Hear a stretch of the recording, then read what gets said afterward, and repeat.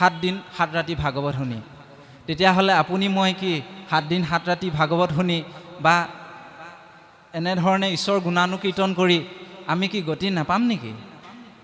নিশ্চয় পাম, আমিও গতি পাম।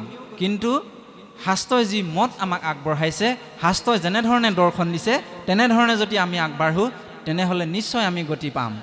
সেইকাৰণে কৈছে যে শ্ৰৱণং কীৰ্তনং অৰ্চনং বন্দনং পদসেৱনম দাস্য চকিত্ত আত্মনিবেদনম। এই নৱদা ভক্তিৰ ভিতৰত শ্ৰৱণটো আটাইতকৈ শ্ৰেষ্ঠ বুলি কৈছে গুৰুজনাই। সেইকাৰণে শ্ৰৱণটো একেবাৰে আগত দিলে যে শ্ৰৱণ কৰাসকলৰ আটাইতকৈ পুণ্য বেছি হয়, কীৰ্তন কৰাজনতকৈ শ্ৰৱণ কৰাজনৰ বেছি পুণ্য হয়।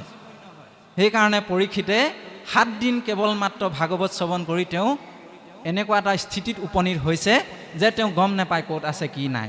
অৰ্থাৎ সংসাৰৰ মায়া বন্ধনৰ পৰা তেওঁ ইতিমধ্যে শৰীৰটোহে ধাৰণ কৰি আছে, কিন্তু মায়া অলৰেডি তেওঁ ছেদ হৈছে।